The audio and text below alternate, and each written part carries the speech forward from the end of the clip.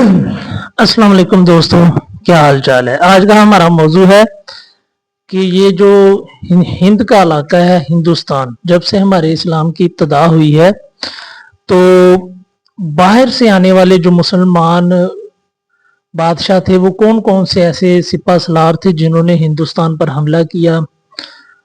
तो इसके मतलब आज हम तफसीली बात करेंगे। मेरी आप इंशाल्लाह वीडियो को मुकम्मल देखें तो आपके जनरल नॉलेज में बेहद इजाफा होगा। सिर्फ एक वीडियो में आपको मैं सारा डाटा बयान करूंगा कौन कौन से वो मुसलमान हुक्मरान थे। तो शुरू करते हैं अपनी वीडियो की तरफ।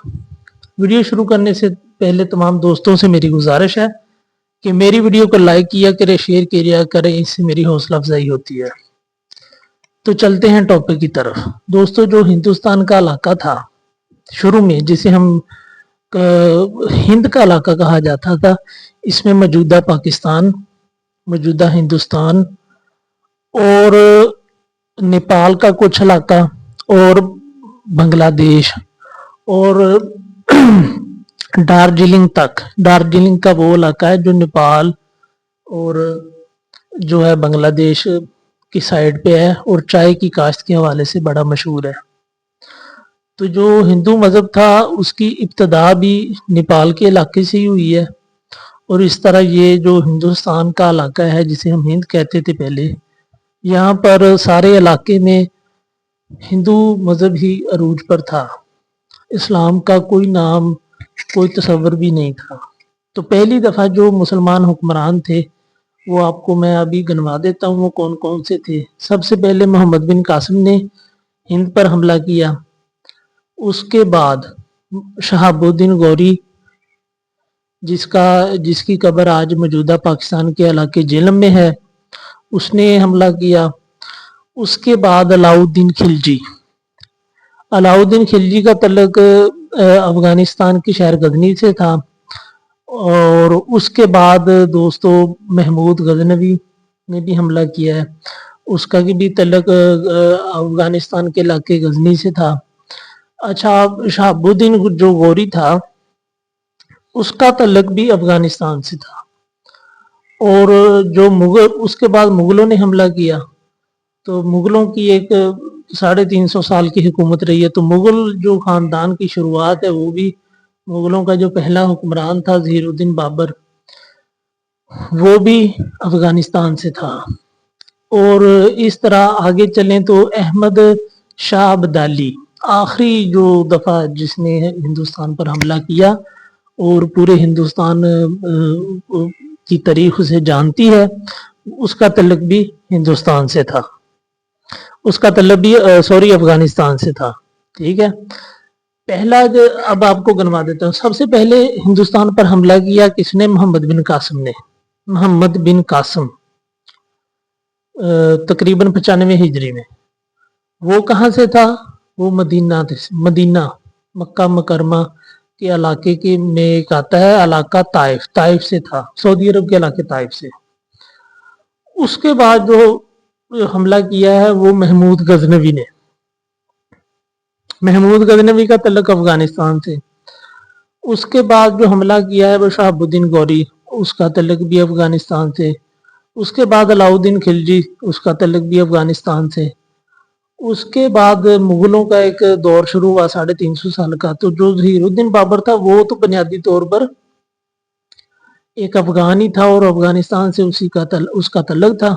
बाद में उसकी जो औलादें वगैरह हुई हैं उन्होंने इधर शादियां की हैं।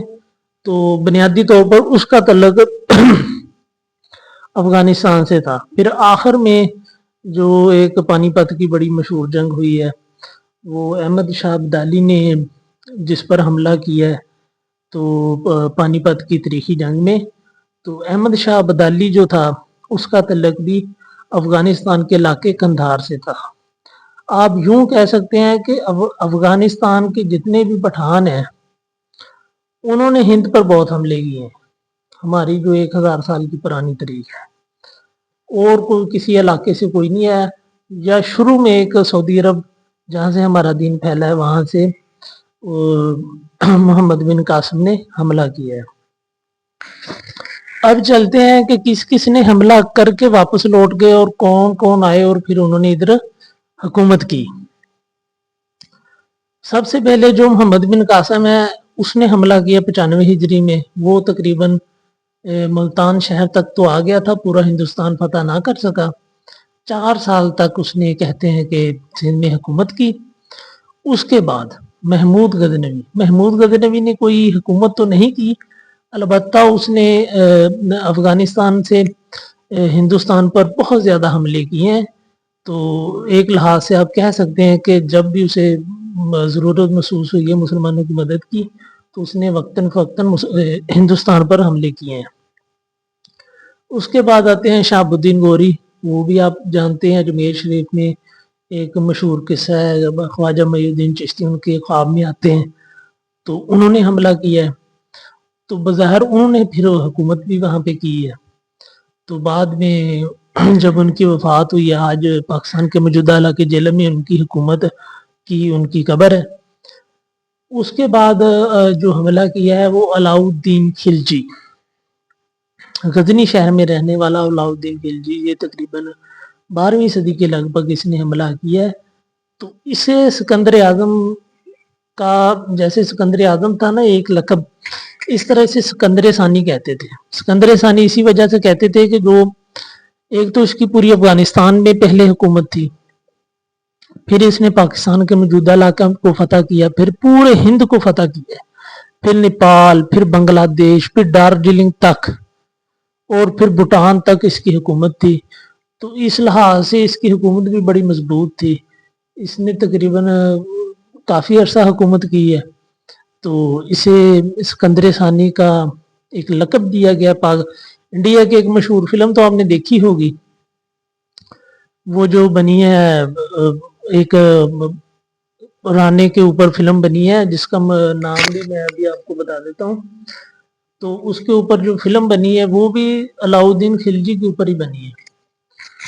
तो इस तरह अलाउद्दीन खिलजी ने तकरीबन इधर काफ़ी अरसा हुकूमत की है और उसकी जो मशहूर लड़ाई थी उसने राजपूतों को हराया था जंग में। तो राजपूत जो थे वो एक हिंदुस्तान में बड़ी बहादुरी की अलामत समझे जाते थे और अपने आप को बड़ा जंगजू समझते थे। मगर जो अलाउद्दीन खिलजी था उसने वो बाहर से आके इनके ऊपर एक ज़ोरदार हमला किया और तकरीबन कहते हैं कि 4 माह तक जंग जारी रही। जो राजपूत थे वो ऊपर किले में थे, तो इसी तरह मुहासरा जारी रहा। फिर आखिर में जादू तरीके के ज़रिए उसने ना पत्थर फेंके, जैसे हम गलेल से पत्थर फेंकते हैं ना, वो तो छोटे पत्थर हैं, तो बड़े पत्थर फेंके। तो उसके लिए काफ़ी आदमी दरकार थे, जिसके बाद वो जो किला है वो फतह करने में अलाउद्दीन खिलजी कामयाब हुआ। उसके बाद ऐसे वज़ीरुद्दीन बाबर आया, उन्होंने तो फिर हिंदुस्तान पर तकरीबन 350 साल हुकूमत की है। उसके बाद जो आखिरी हमला था ना अहमद शाह अब्दाली ने किया है। तो वो कहते हैं कि अहमद शाह अब्दाली का हमले करने के पीछे वजह ये थी, उस वक़्त मराठों की हुकूमत थी। तो जो मराठों की हुकूमत थी वो उनका ही बोलबाला था पूरे हिंदुस्तान में। तो जब हिंदुस्तान में उनका बोलबाला था तो उन्होंने ऐसा हुआ कि मुसलमानों को काफ़ी तंग करना शुरू किया। तो दिल्ली में उस वक़्त बड़े मशहूर एक मुहद्दिस थे, शाह वलीउल्लाह मुहद्दिस देहलवी। आपने नाम तो ये बहुत सुना होगा, शाह वलीउल्लाह मुहद्दिस देहलवी। तो शाह वलीउल्लाह मुहद्दिस देहलवी ने एक ख़त लिखा अहमद शाह अब्दाली को कि आप हमारी मदद को आएँ। और जब वो ख़त अहमद शाह अब्दाली के पास पहुंचा तो दोस्तों ऐसे ही हुआ, अहमद शाह अब्दाली ने एक बड़ी फ़ौज तैयार की और जब रात को पाकिस्तान के इलाके लक्की मरवत में स्टे किया तो वहाँ पर मरवत कौम के 5000 जो जंगजू थे वो भी अहमद शाह अब्दाली के साथ शामिल हो गए। इस तरह उन्होंने फिर आप कह सकते हैं कि एक ज़ोरदार हमला पानीपत के ऊपर किया, जिसमें तारीख कहती है कि 50,000 के लगभग जो थे ना वहाँ पर उस दिन वो मरहट्टा जो कौम थी, बुनियादी तौर पर वो हिंदू ही थे, तो उनके लोग जो हैं वो जंग में मारे गए। तो तकरीबन 5000 के लगभग हमारे जो मुसलमान भाई हैं वो शहीद हुए हैं। और अहमद शाह अब्दाली की जो कब्र है वो आज भी कंधार में है और कंधार में ही वो दफन है। तो अहमद शाह अब्दाली की सीरत के मुतल्लिक अगर हम जाए कि वो किरदार के लिहाज से कैसा आदमी था, तो कहते हैं कि पानीपत की जब जंग हुई तो जब मराठा कौम का सरबराह वहाँ सिपा सलार जो था वो जंग में मारा गया, तो उसके अहमद शाह अब्दाली को जो साथ जंगजू थे उन्होंने कहा कि हम इसकी लाश के साथ जब बेहरमती करने की कोशिश की, तो अहमद शाह अब्दाली ने उन्हें मना किया कि नहीं, लाश के साथ हम बेहरमती नहीं करेंगे, बल्कि उसको बड़े मुअज़्ज़ज़ तरीके से और एहतराम के ज़रिए जो मराठा लोग थे उनके हवाले किया। और अहमद शाह अब्दाली एक नहायत नरम दिल और नेक इंसान था, मुसलमानों के हक में बहुत अच्छा था। तो अब अफ़गानिस्तान में जितनी भी तरक्की हुई है उसी की दौर में हुई है। उसके बाद तो अफ़गानिस्तान में खाना जंगी रही है, कभी किसी की हुकूमत कभी किसी की हुकूमत। अगर आपको ये मेरी मालूमाती वीडियो अच्छी लगे तो आप शेयर कर सकते हैं, लाइक कर सकते हैं। फुल गर्मी के मौसम में बैठकर मैं वीडियो बना रहा हूँ, आज गर्मी भी शिद्दत की है, आप खुद अंदाज़ा लगा लें, अगस्त का महीना है, जुमा पढ़ के मैं अभी आया हूँ।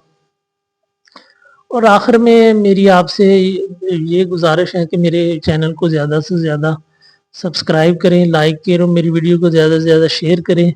व्यूज़ बहुत कम आ रहे हैं, इसीलिए आप तमाम दोस्तों से मेरी गुजारिश है। और मेरा तल्लक जो है पाकिस्तान के ज़िला साहिवाल के साथ एक तहसील चिचानी है, वहाँ से मेरा तल्लक है गाँव 114 सेमिनार से। अल्लाह हाफिज़, खुदा हाफिज़, अल्लाह आपको खुश रखे।